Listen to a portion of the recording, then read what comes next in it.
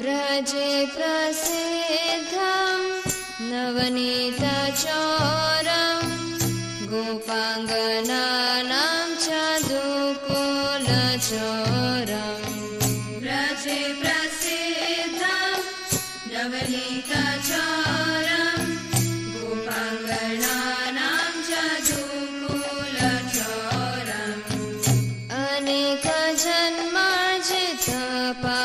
अनेकजन्मार्जितपापचोरं चोराग्रगण्यं पुरुषं नमामि अनेकजन्मार्जितपापचोरं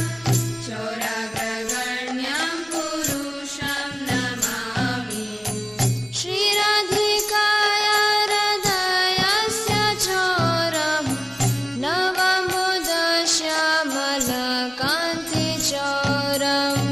श्रीराधिकाय हृदयस्य चोरं नवम्बुदश्यामलकान्तिचोरं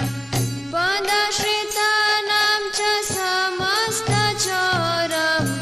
चोराग्रगण्यं पुरुषं नमामि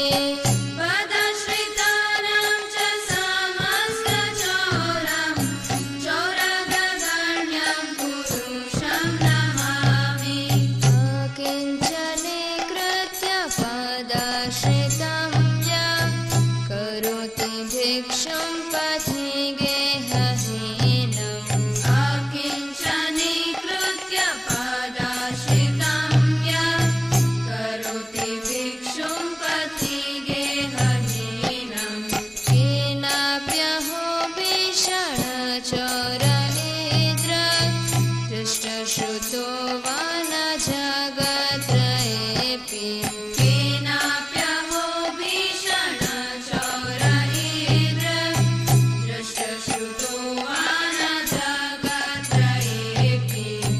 यदि अनामपि हरत्यशेषं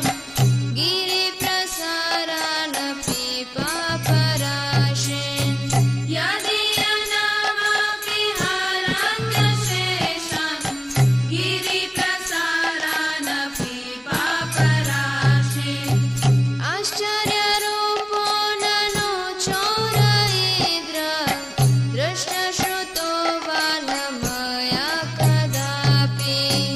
आश्चर्यरूपो ननु चोर ईदृक् दृष्टश्रुतो वा न मया कदापि धनं च मानं च तथेन्द्रियाणि प्राणांश्च हत्वा मम सर्वमेव धनं च मानं च तथेन्द्रियाणि प्राणांश्च हत्वा मम सर्वमेव पलायसे कुत्र धृतो व्यचोर त्वं भक्तिदाम्नासि मया निरुद्ध पलायसे कुत्र धृतो व्यचोर त्वं भक्तिदाम्नासि मया निरुद्ध छिन्नत्सि घोरं यमपाशबन्धं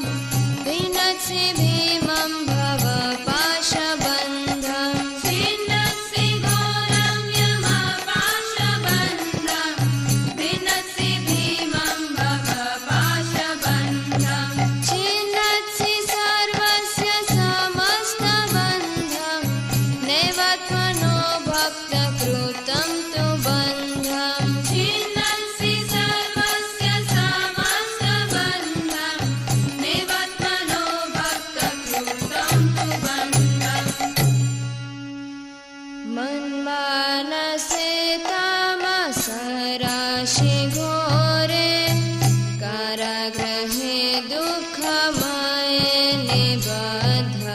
मन्मानसे तामसराशि घोरे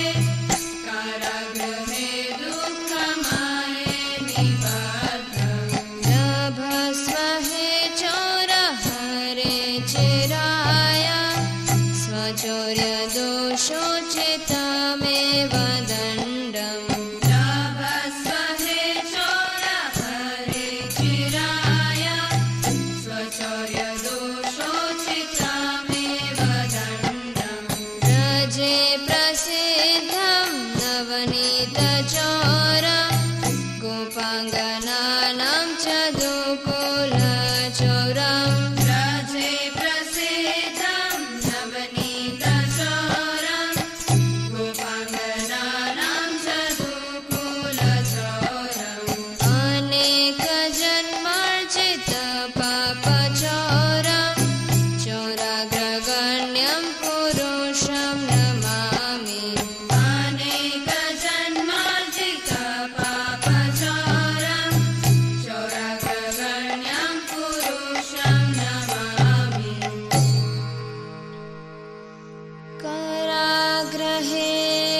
सदा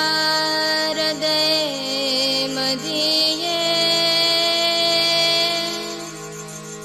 मद्भक्तिपाशदृढबन्धननिश्चलासन् त्वां कृष्ण हे प्रलयकोटिशतान्तरेऽपि